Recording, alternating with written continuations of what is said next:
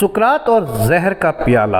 یونان کے عظیم فلسفی سقراط کو جمہوریہ ایتھنز کی عدالت نے زہر کا پیالہ پینے کی سزا دی تھی، جو اس نے خوشی خوشی پی لیا، اگرچہ اس کے شاگردوں نے اس سے کہا تھا کہ جیل حکام کو بھاری رشوت دے دی گئی ہے اور سقراط کو جیل سے بھگا لے جانے کا بہترین پروگرام بن چکا ہے، لیکن سقراط نے انکار کر دیا کہ وہ یہ کام کر کے قانون شکنی نہیں کر سکتا۔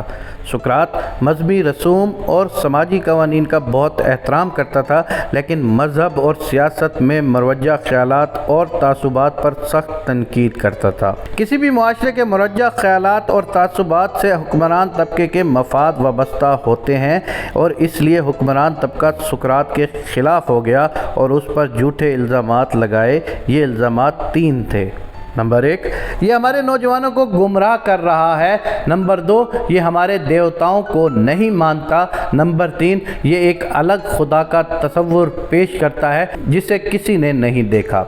عدالت لگی اور سقراط کو اپنی صفائی دینے کا موقع دیا گیا۔ سقراط نے اپنے دفاع میں جو باتیں کیں اس کا جواب کسی کے پاس نہیں تھا، ہر شخص لاجواب تھا، لیکن سقراط کو سزا تو دینی ہی تھی، اس لیے ایک نوجوان کو ثبوت کے طور پر پیش کیا گیا کہ اس کا اخلاق سقراط نے بگاڑا ہے۔ بس اس کے بعد سقراط کو 2 راستے دیے گئے ہیں۔ نمبر 1، شہر چھوڑ دو۔ نمبر 2، زہر کا پیالہ پی لو۔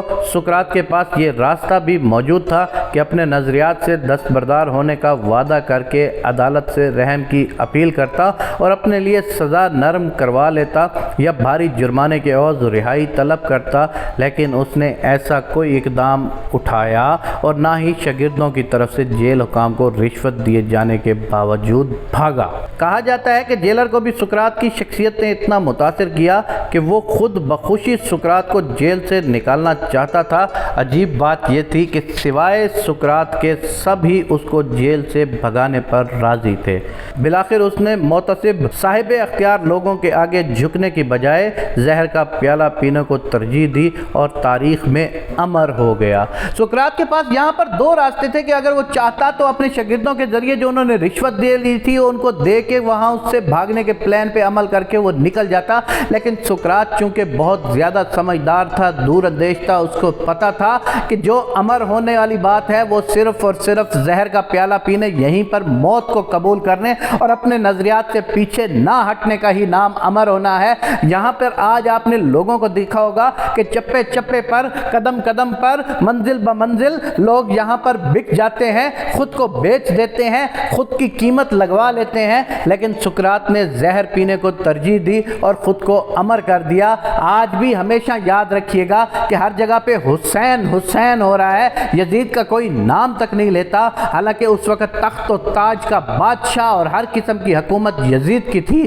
تو یاد رکھیے گا امر ہونے کے لیے مرنا پڑتا ہے، یاد رکھیے گا امر ہونے کے لیے قربان ہونا پڑتا ہے، یاد رکھیے گا امر ہونے کے لیے یہ زندگی چھوڑنا پڑتی ہے۔ تو سقراط نے جو عمل کیا، یہ دنیا میں آپ نے بہت سارے بڑے بڑے لوگوں کے قصے سنے ہوں گے کہ جنہوں نے خود کو امر کرنے کے لیے اپنی ذات کے ساتھ سمجھوتا نہیں کیا اور تاریخ کی کتابوں میں ہمیشہ کے لیے امر ہو گئے، حالانکہ وہ سب لوگ چاہتے تو اپنی زندگی کو ترجیح دے کر گمنامی کی زندگی میں جا سکتے تھے۔